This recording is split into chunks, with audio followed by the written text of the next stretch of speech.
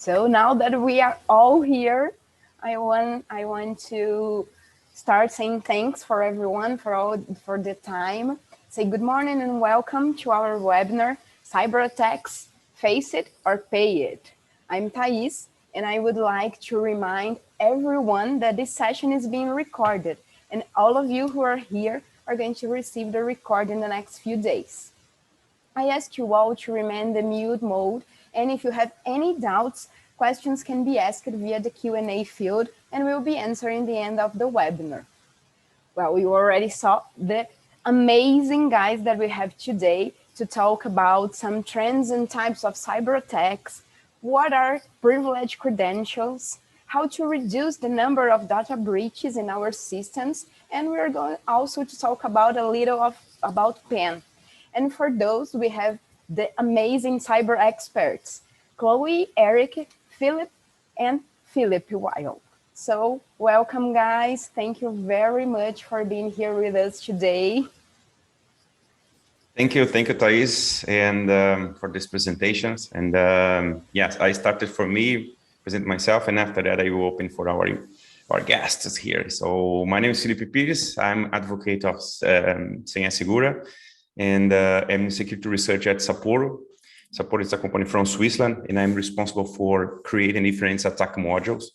And I'm Hacks Not a Crime advocate, by the way. Yes, and today we're going to talk about this and one of those questions. And yes, so today it's very important. So we have a Q&A button. So if you have any questions, you can send this in this specifically button, or if you prefer, you can use in the chat, because it's a conversation, it's a chat. So if you want to exchange knowledge with us, so we can put in your questions, your comments, it should be nice. And so to starting, I would like to invite our guests to tell a little bit about yourself. So who are you, and how you got here on these cybersecurity fields? So that's the idea. So tell about your experience until now. So I would like to invite first Chloe, and after that Phil, and the last but no more, but my friend Eric for the end, for the last. Chloe, please, who is Chloe, and please tell us about yourself. Sure. Thanks for having me. So my name is Chloe Mistagi, and I am the founder and principal of Impactive Consulting. I help businesses unlock opportunities, enhance trust, mitigate risk, and become purpose-driven. And I've been in cybersecurity for over 5 years now.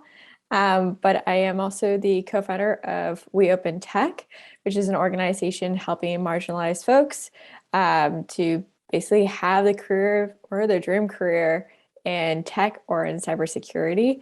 And when I'm not doing that, I have a podcast on ITSP magazine called The Changemaking. And also I have a Security Boulevard column called Ask Chloe, where I answer any questions that people have about how to go through the industry maze. And yeah, I'm one of the founders of Hacking Is Not a Crime, but now I sit as an advisor.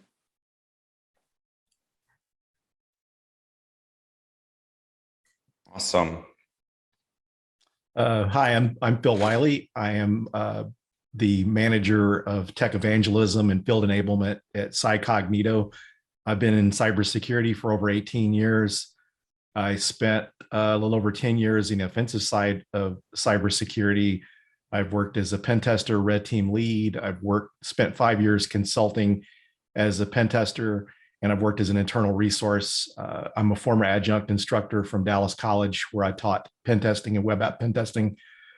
I am the concept creator and co-author of the Pen Tester Blueprint, which is a book on how to become a pen tester, and I also host a podcast called the Hacker Factory Podcast on ITSP Magazine, where people like Philippe share their stories about how they got started and advice on how to get started in the industry.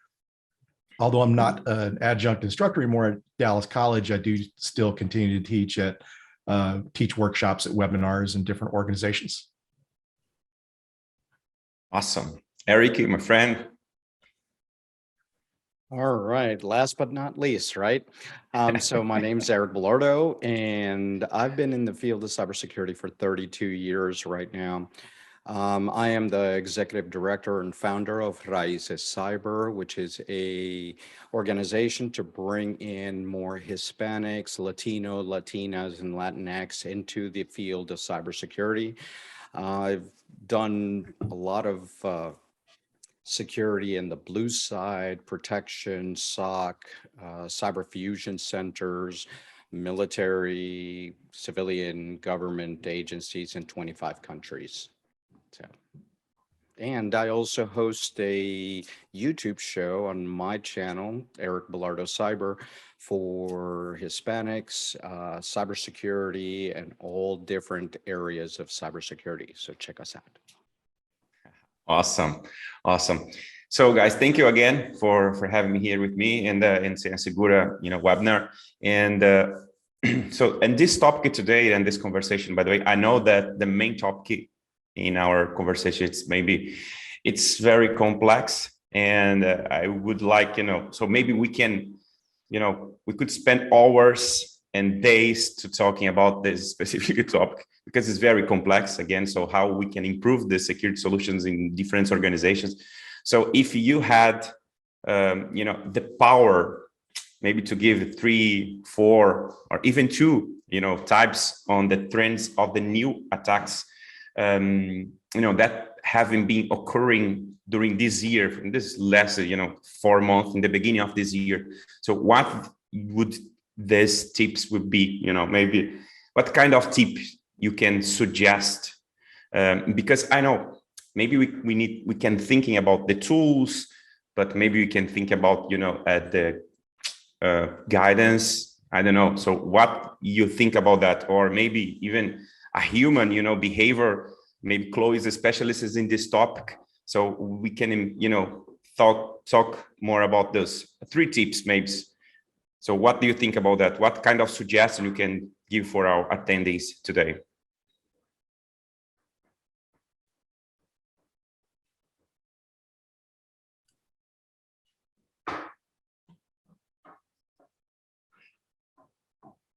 Right.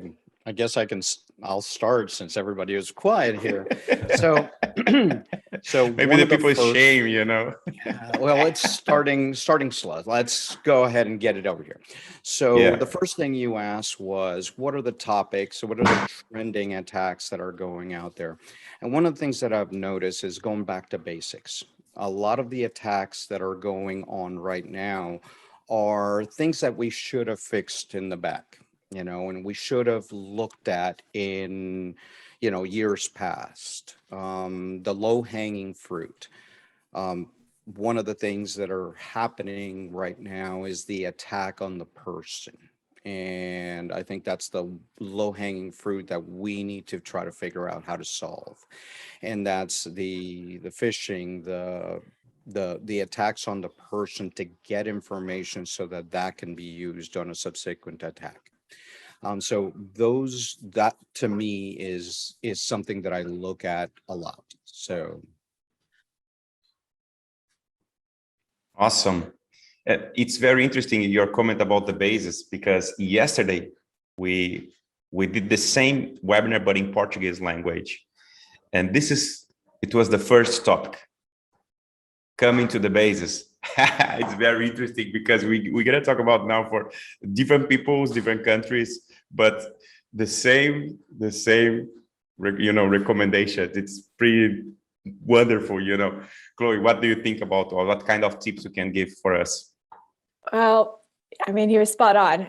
The thing is that it becomes something so repetitive, you could even talk in your sleep. But it's just acknowledging that, phishing starts with you and I, in a sense, if we click on something. And right now we're seeing a lot of those campaign emails like, hey, support Ukraine today by donating here, when this is actually a phishing attempt. So the thing is to acknowledge that burnout is real. You're more likely to click on that link. Even the most professionals in our field are going to click on a link, because the reality is that our security teams have been burned out even before the pandemic. And it's been an ongoing problem that is yet to be solved. So first is starting with that. The other thing is having an up-to-date incident response plan. A lot of times people go ad hoc. I think the percentage is 73% of companies, they usually go ad hoc when they have a breach. And don't assume cybersecurity insurance is going to cover your event. Just period. They have auditors. And if you didn't have something up to date, it's all on you. So don't expect on it. Yeah, and cybersecurity is getting, the cybersecurity insurance market is getting more tight into, just like auto insurance. If you didn't have airbags, if you didn't have your seat belt, they're not going to pay out. So the same thing is starting to happen on cybersecurity insurance, where did you do the basic hygiene on your company? Did you have some security in there? If you didn't, and you're just relying on cybersecurity insurance, you're not going to get the payoff that you think. And on the technical side of the house, as I said, going back to basics, as Chloe said, your incident response plan, your backups and recovery, because now we're seeing, about 10, 15 years ago, it was such a big deal for companies to have your backups, your recovery, you testing your backups, making sure you can recover. And I always say, if you get ransomware, get them off your network and recover. So face it or pay it, let's go back to basics. Where were we? Backups, recovery. That's going to help you navigate these incidents that are happening. So, going back to basics, educating, having your incident response, having your backups and recovery, and fixing the vulnerabilities. MS-15 vulnerabilities are still prevalent. 15, 14 are prevalent in our environments. Why aren't we fixing those? So.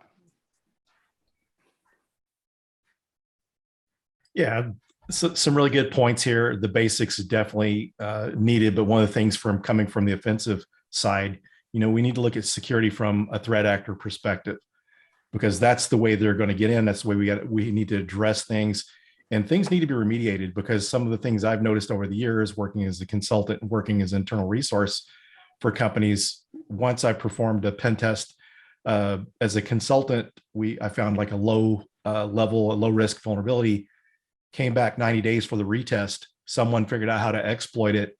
Now it was an exploitable critical risk finding. If they hadn't had the retest done, they would have totally missed that. So remediation is important. There's times that you have to file risk acceptances. You can't fix it right away for certain reasons, but we need to take it seriously and quit filing risk acceptance, depending on insurance to take care of things. We need to fix it and then compliance. So many companies are focused on being compliant. These threat actors and nation states don't care if you're PCI compliant, and they'll exploit you. And pen test scopes have gotten so narrow that companies, they're focused on compliance. And if you've got your network properly segmented, then that card data environment is separate, but there could be a lot more enterprise that's not being protected, that's left out of scope, that could be exploited. And, some good comments. It was, as far as like the phishing campaigns and people clicking on stuff, you need your environment where someone does click on something, it's going to protect them, that you shouldn't have to rely on humans not to click on things. You should have the technology. If you do click on something, nothing's going to happen. Compliance does not equal security. Definitely. Yeah, it's very interesting. I was wondering and talk with another community this week, and I was talking about the new organization. So when we talk about the startups, for example, usually the startups starting in the cloud native concept. So this concept already know how the cloud works. So how we can, you need to hiring actually architects, developers, and understand how the cloud works based on codes. But the security is the next step. Okay. And usually they creating a specific compliance or governance team. And this team is kind of responsible for security. It's a biggie, of course it's important, but the security is other thing, as Eric mentioned it. So it's very important. And now we are finished the pandemic maybe, and you know,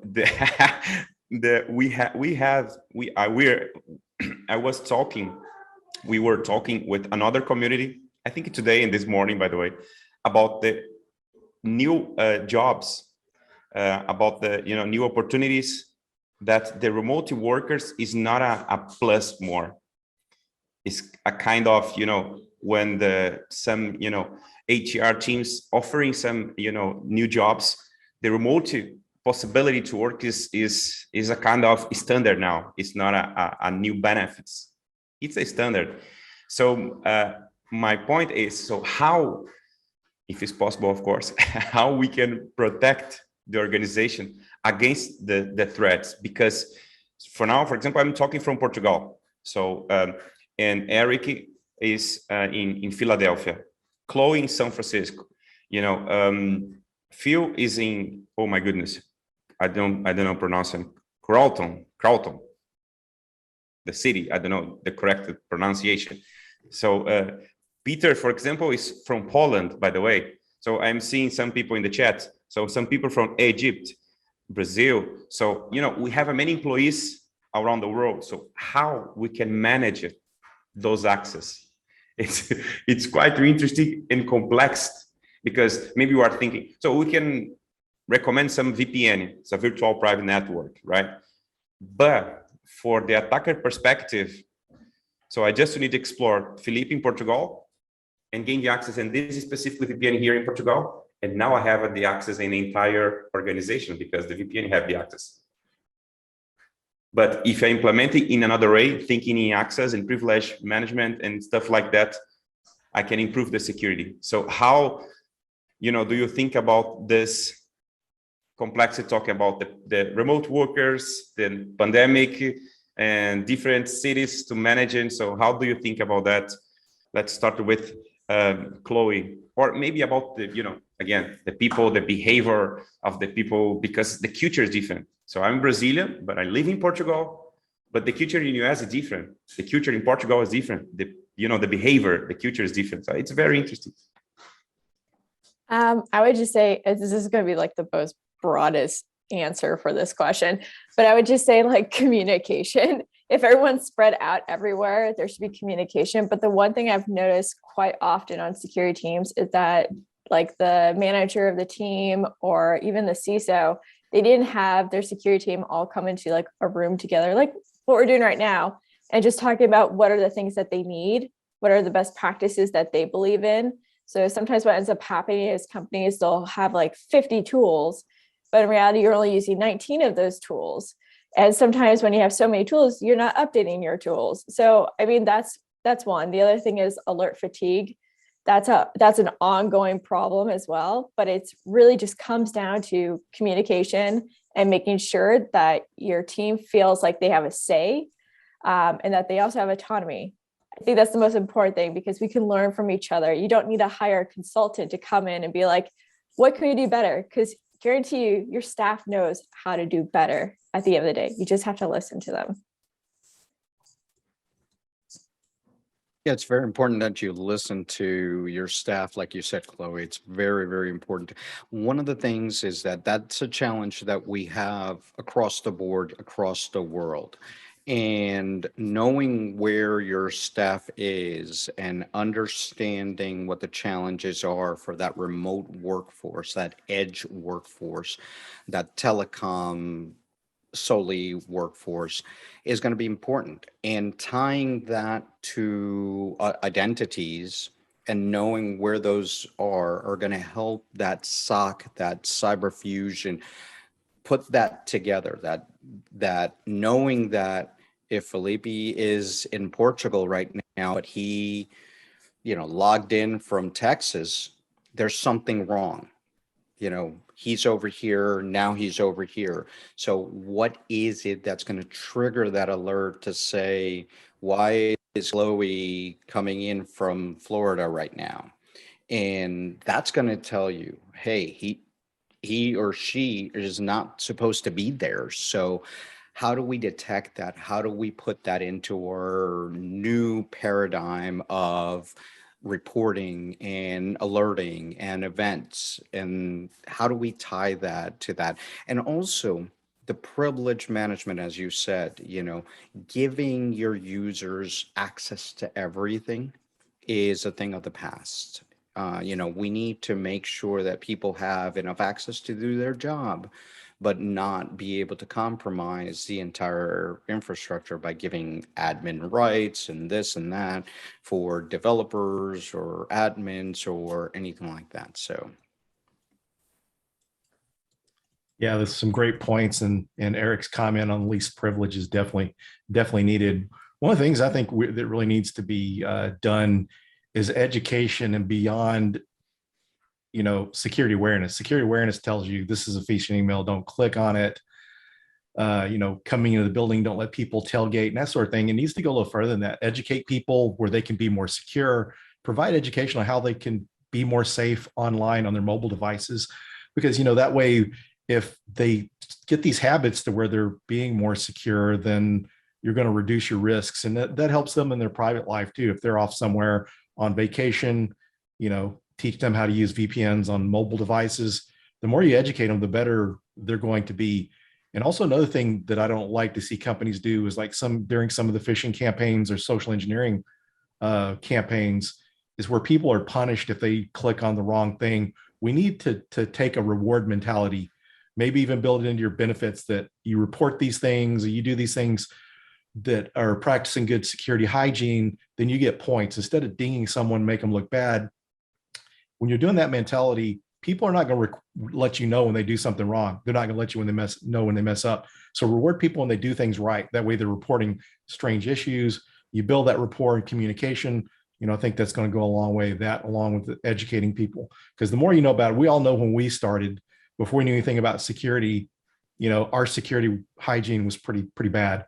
And now, things are just, you work in it long enough, things become common sense, second nature. So that's really where we need to get to. Yeah, and I've seen companies that have taken that opposite way, where if you fail 3 times, they put you on a PIP. They put you on, it's like, wait a second, how are you going to use the stick on somebody that, might not know that that was a phishing email? You didn't train them enough to detect that, or you're getting really good at doing these phishing emails, as a test, that you're setting your environment for failure. So yeah, it needs to be a carrot approach. And setting some of the behaviors too. So like say someone's using their work computer to upload files to something else, let them know some of these actions look like data exfiltration. They may just be saving something that's innocent, that's not confidential data, but they upload it, and this can look like malicious behavior to the security team, or the security team starts to ignore things that could be, like file exfiltration. Yeah. And of course, so we need to, for the security perspective and for the team, of course, not only tools, it's important, but the education has, Alavon mentioned it, but I would like to bring some point here and maybe do a questions to Chloe maybe. So what should be the influence of those CISOs, even the board member, when in the decision make process? So, or at least what should be the, the influence, or I don't know if you can see after the pandemic, if the influence of the CSOs or CISOs or whatever, so it's grow these influences or not, is the same before the pandemic. What do you think, Chloe, about that? I would say that whenever a company experiences a breach, you have more leverage in the end. What happens is that, so just in general, whenever you approach a board wants to know, what is it going to do to the business? How's it going to affect the business? What is the money associated with the loss of the business? So the thing is, for the CISO, it's really important for them to be able to communicate big picture. They're not going to be able to go gritty in the details. So you want to give big picture and then give metrics.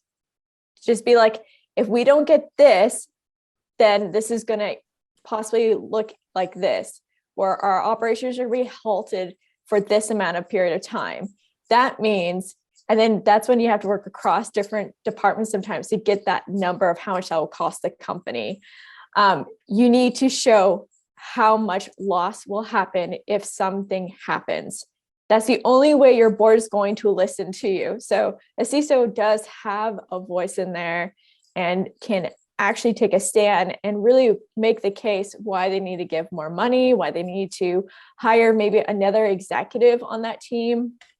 But the CISO has quite an amount of leverage as long as they know how to present the situation and for the board to know.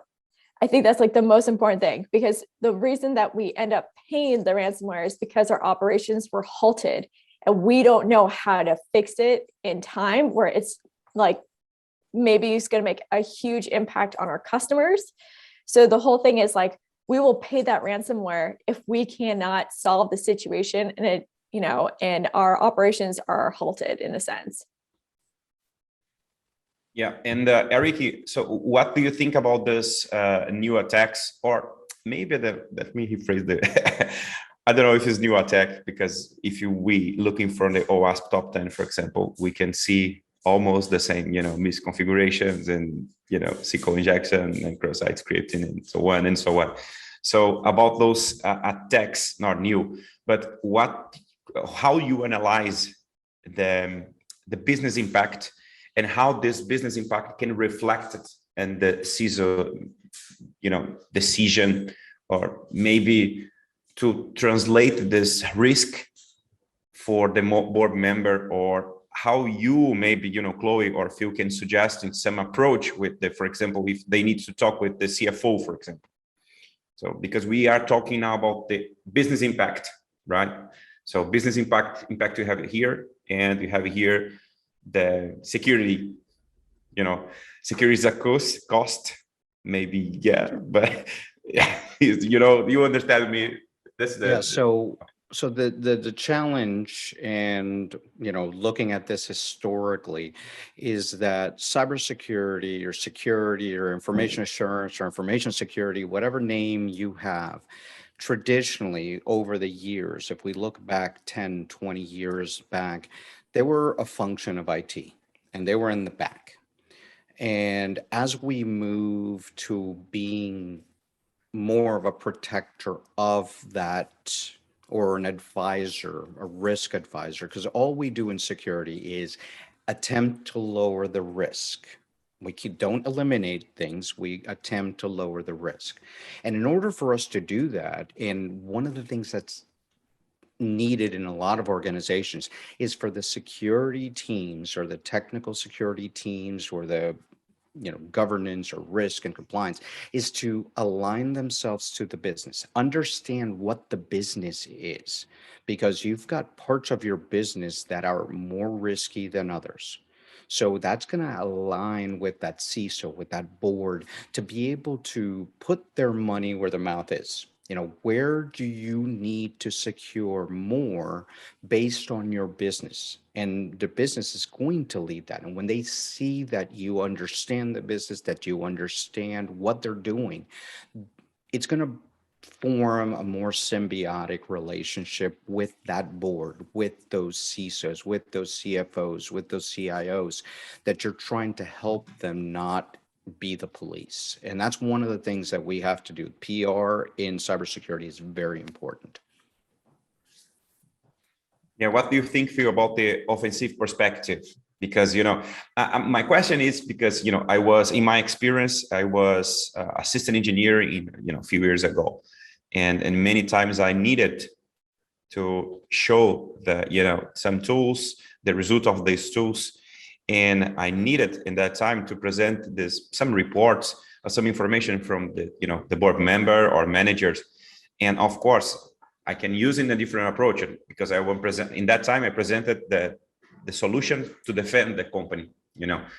But for the offensive perspective is totally different, because you think about the threat actor is different. So how do you think about that? So how you can translate, you know, the offensive topic for a non-technical topic?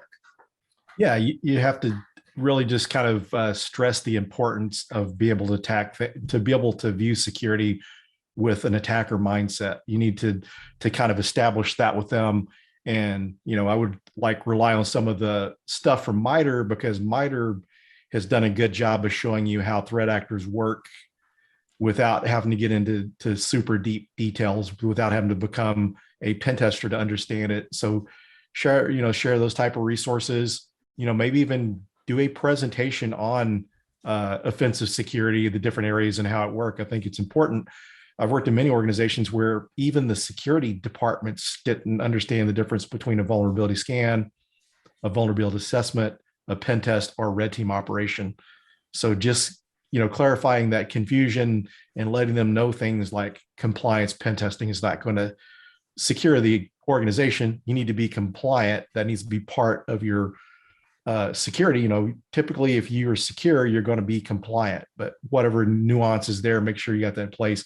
Let them know that security is more than just, relay the importance to them, and just kind of, a lot of times you can communicate with them risks. They understand things in risk, and just kind of communicate them the risks of cyber attacks. And you can even go as far as sharing the different types of threat actor groups that attack your organization. So there's certain groups that go after different people in the energy sector, different industrial controls, companies that have industrial controls in place, and that sort of thing. Just get to understand who your threat actor is. And I think one of the things even beyond that is, a lot of times we hear talk about threat modeling, threat model your whole organization, go through and find out who, the people that are more interested in attacking your company that you're more attractive to. Understand those, understand your threat landscape, what is more critical. That way you can kind of put focus on that and just kind of nail down the priorities and share that with them. Help them understand that area. You don't have to get as in depth technically, but I think just helping them understand it goes a long ways.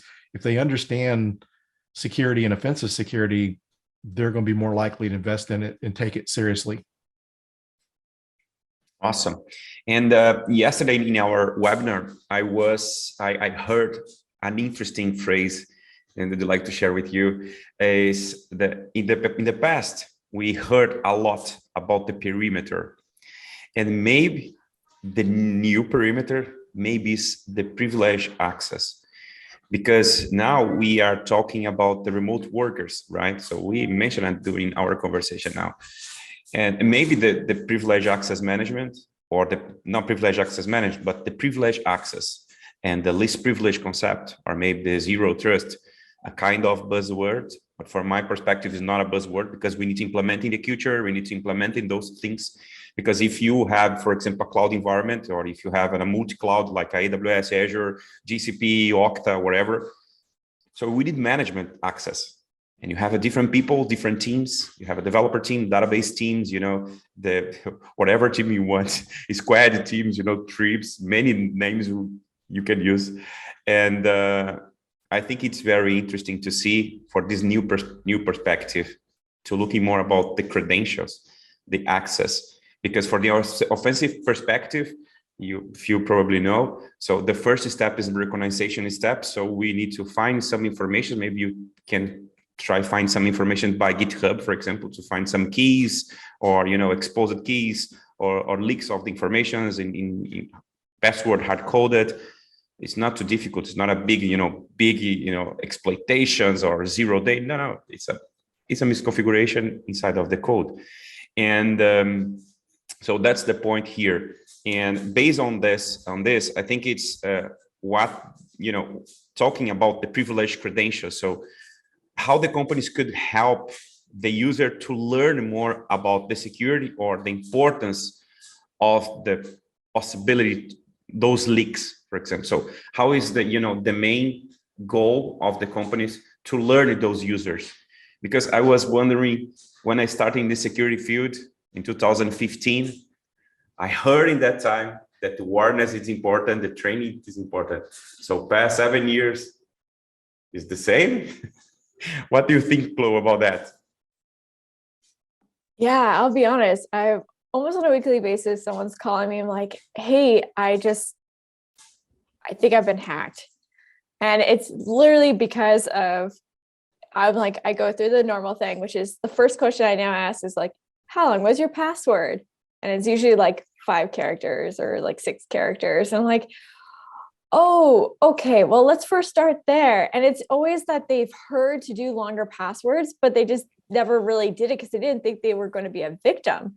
So it's like once they become a victim, then they start understanding. So I've noticed that when it comes to training personnel at companies, that what happens is that the individuals that have apathy towards security, they themselves have not experienced a situation. But the people that take that seriously are people that were victims at some point. So I think the thing is like having people share or, you sharing stories about why this is important and how often this occurs. That's really important to do, is constantly like not only just talk about it, but have it be interactive. I think we're never going to learn things unless it's interactive. So like, for example, if you wanted to test someone or test a team in your company on, are you going to click on the link kind of thing? Can people tell what a phishing email looks like after they go through like, the tutorial that we always use in the corporate workplaces, the one where it's like answer 2 questions after doing 30 minutes of the reading.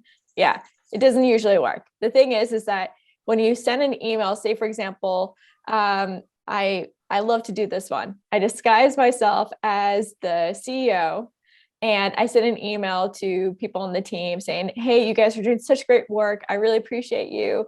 Here's a gift card, click on the link. And if, just keep up the good work.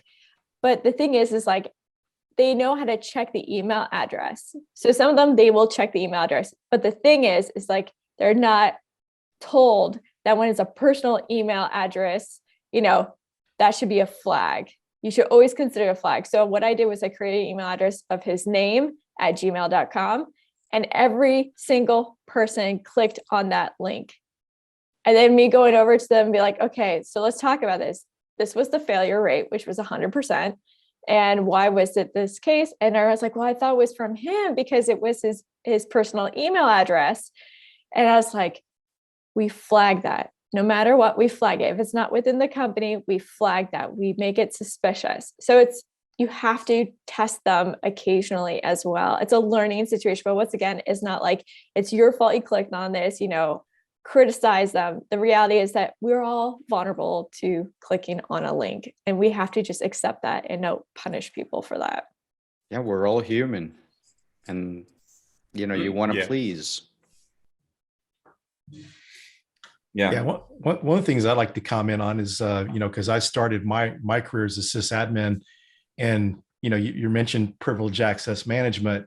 Using, back when I first started at my first IT job as a sysadmin, one of my first jobs was to go in and take admin access away from people that didn't need it. Everyone in IT had, back then, it was prior to Novell Direct, before Microsoft had directory services, it was Novell directory services.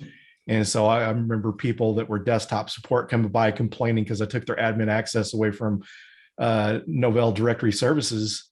But just managing your passwords and stuff, a lot of developers will take the different credentials they need and keep it on a shared drive. And so someone's able to access that shared drive. They got credentials that they could use to access other systems. A lot of these breaches and that companies go through, it's not really complex things that they had to hack into. It's someone that wasn't storing passwords safely.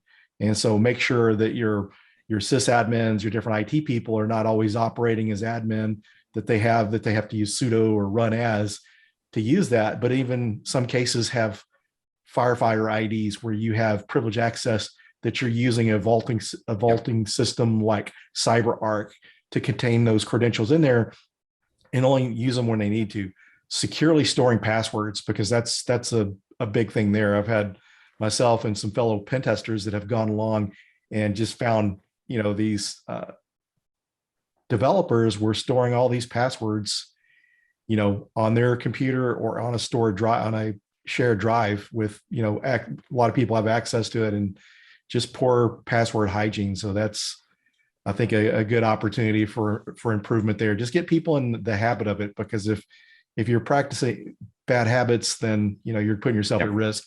Even like password managers for the individuals, and even try to encourage them to do that with their personal passwords. And with password managers, you can use a lot more complex passwords. And all you need is one single login to access all your credentials, and you have passwords different across all systems. Exactly. One thing that I would like to add here is about because one of my jobs is to make a research about how the attackers executing attacks in a cloud environment. And one very interesting, for example, talking about the AWS. So Phil mentioned about the sysadmin in the beginning in his career. And now when we are architecture responsible or support guy responsible for creating policies in AWS, for example, we can enable and specifically full features, the writers or just a reader. So 3 different functions in a specific AWS, talking about the EIM, Identity Access Management. Another policies that you can enable is policy management. And you have the main checkbox. And if you open this checkbox, you have many other policies like, create a new policy version, set the default policies, and so on and so on and so on. Basically, if you are a user, a support guy, let's suppose this way, and you are responsible for apply these policies, probably you will apply the first button, because and when you apply this the first, you will apply all those options. But one of these options is create new policy version. So this basically, if the attacker gain your credentials, the attacker can changing all those policies and has a full access administration in all resources in AWS. It's not a 0 days exploitation. It's based on one specifically policy, one specifically checkbox. So because of that, it's very important you looking more deeply from the access management to see how you can, what kind of access you will have when you enable one specifically checkbox. Because of that is very important. The privilege access, the management of that, the credentials and secrets and so on, right? And based on these conversations, I would like to change a few changing, because Eric mentioned about his experience in a military area. So Eric, I would like to, I don't know if it's possible. I think it's totally possible, because you are, you have an experience in a military area. So if it's possible to make some parallels when you talk about the security or Cyberkillchain or Killchain or this kind of strategy, maybe if you can add something, because you are, Phil is a penetration tester guy here in our table, in our conversation. So how you can use in this comparison or not is different when you talk about the military stuffs. Well, when we look at the military parallels to cybersecurity, we've done that for many, many years, defending the castle, defense and death, all these different things. Now, when we apply that to where we are right now and what we're doing right now, we're looking at the first thing when we do any kind of offensive security is that recon. Similar to what we do in the military is we recon our enemy. And one of the things that is happening is that is following kind of the same process. And we see it right now with all the things that are happening in the Ukraine and different areas in the hotspots in the world, where you see the recon, the military, and we follow that kill chain, if you will, of, the recon, the initial penetration, the testing, and moving down the kill chain. But we also have to remember that parallel to that, and we hear a lot about the MITRE attack framework, but right now, and something that I've been advocating for many years is, okay, I know how you're going to attack me because I'm following the MITRE attack. How do I defend those things? So just recently, about a year ago, the MITRE Defend framework is starting to come up. And that's giving us that other side. So we talk a lot about attacks and how people are being attacked, and misconfigurations and cross-site scripting and all these different things. But what do we do as a defender, as a architect, as somebody that's looking, how do I defend from a privilege escalation, or how do I fix it? And you talk about cloud, and in cloud, one of the biggest issues, and I would venture to say about 70% of all the attacks against cloud is misconfiguration. Somebody leaving an S3 bucket unsecured or open, policies not being done, accounts being found somewhere else, APIs, these types of things.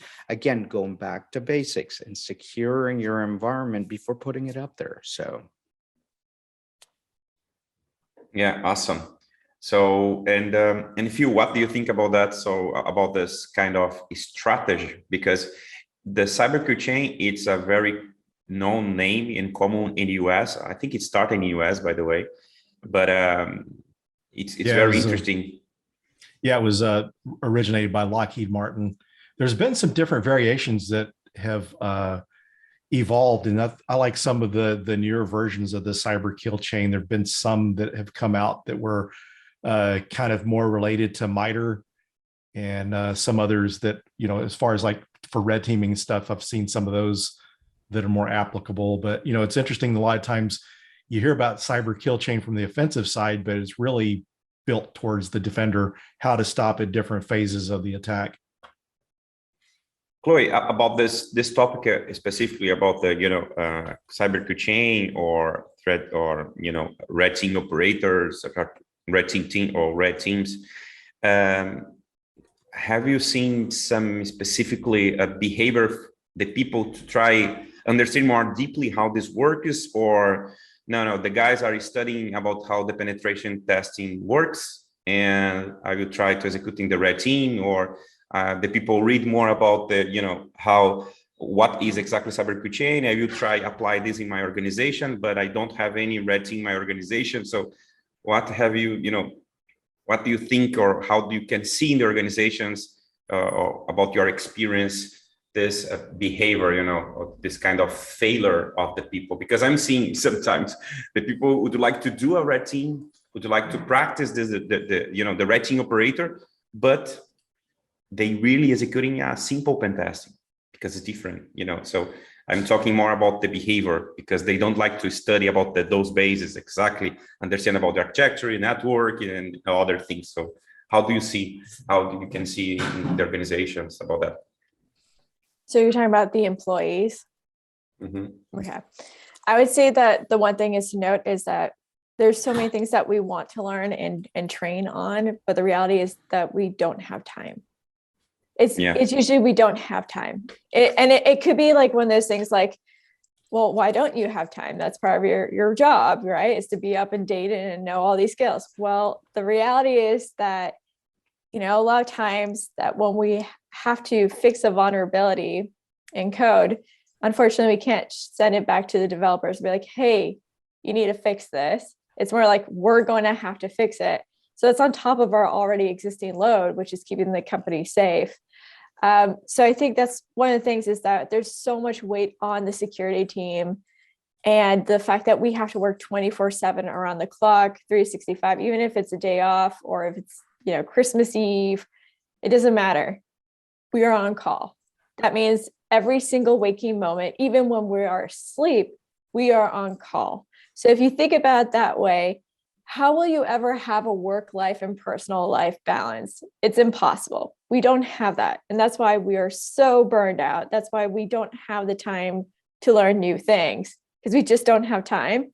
And also, when we do have time, we just need to take a break from everything, like take a bubble bath. I don't know, like watch a movie, like just turn your head off kind of thing, because it's so overwhelming.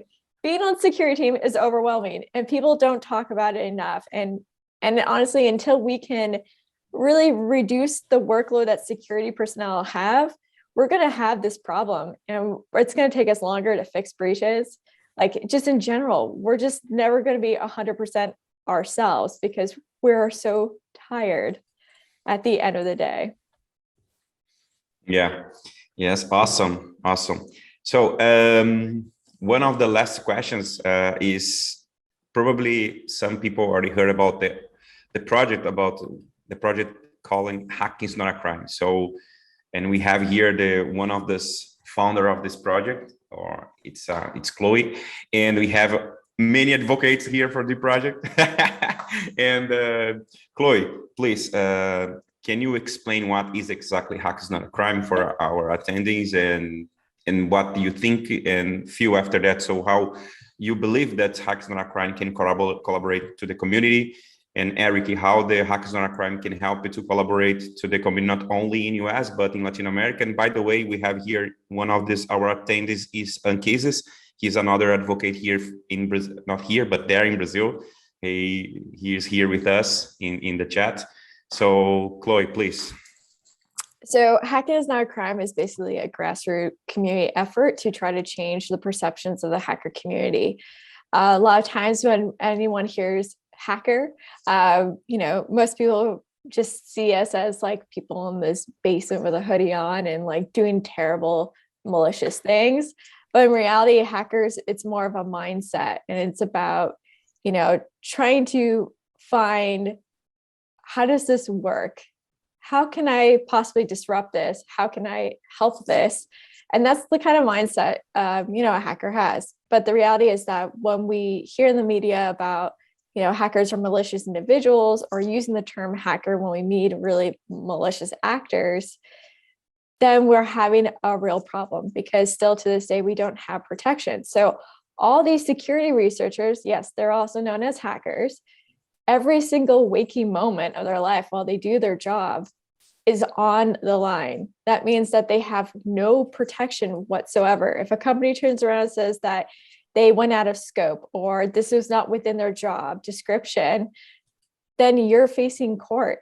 And that's the reality, is like, we have to fix that. So the only way that we can is first change the perceptions that society has of the hacker community, for them to get to know us and know that we're not malicious. We're here to protect them. And once that happens, then that puts pressure on, politicians to create legislation that's going to protect the hacker community in return.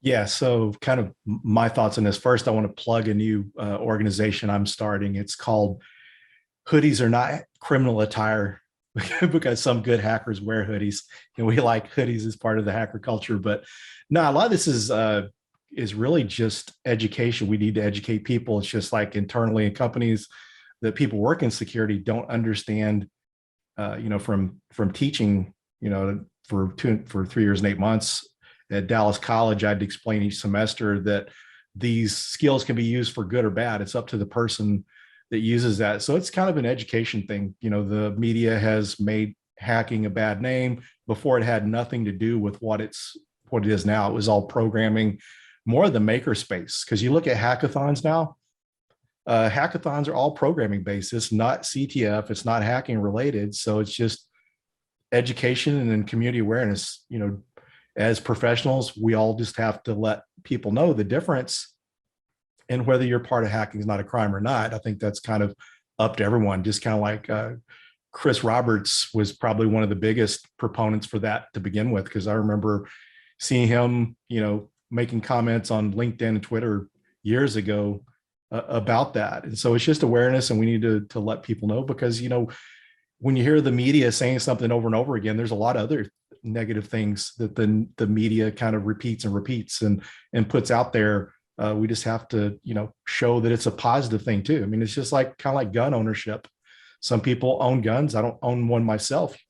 Some people use them for protection, can protect themselves, but they can be used for bad, just like a lot of other things. Just like lock picking, we're pen testers are like digital locksmiths. People know how to pick locks and bypass physical security systems because they know that it doesn't make them a criminal. Same thing as hackers, Yeah. Eric, can you add something about the project? Well, first of all, Chris Roberts is scary. So, no, I'm joking, Chris.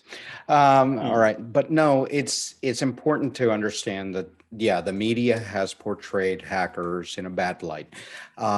We all are hackers in a way. We all want to find out how things work. And that's the term, the hacking. It's hacking at something to find how it works or why it works the way it is.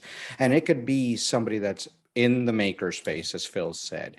Hacking is not a crime. It's finding out all within the, non-criminal side of the house. And yeah, we all try to find out. So we all, in our own ways, hack things to try to figure out how it works and how to fix it, because that's the important part. Is security researchers, vulnerability assessors, any of us that are doing something to protect, we need to know how to break into it so that we can protect it. So that's why in this cybersecurity, information security, we see that we do these capture the flags and these testing and all this stuff. If you don't know what doors and windows do you have open, how can you close them? So it's not a crime. It's not bad. Let's take that PR that we see from mass media and eliminate that. Okay. We all can do this. Yeah. And one of those things is, if you are a lawyer, now if you not a lawyer, but thinking about the lawyer. So if the lawyer makes something wrong, the lawyer, it turns a criminal lawyer, not a bad lawyer, or is continue to be a lawyer, but a criminal. They will need to go to the court, right? Because they think something wrong. And that's the point here. And if you are a developer, and you using your creative mind to create something, to discover something, and to fix something, you are a hacker because you are using your creative mind. That's the point here.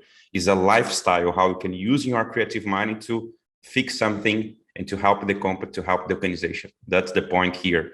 And this is the purpose of the hack is not a crime, and to spread the message, right? So guys, thank you so much for being here with me, and probably I could continue to talk with you during hours, maybe days, and I would like to open for the final thoughts, and I would like to start with Chloe, and after that Eric, and after Phil.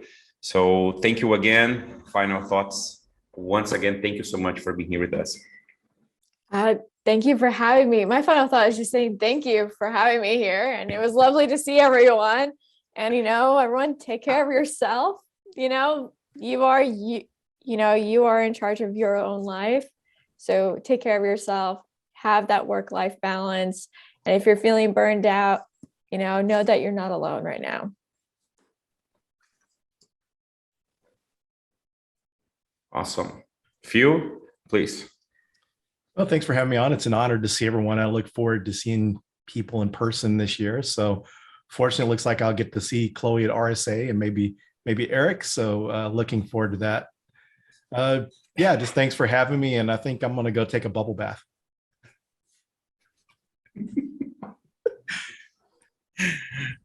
Go, Eric.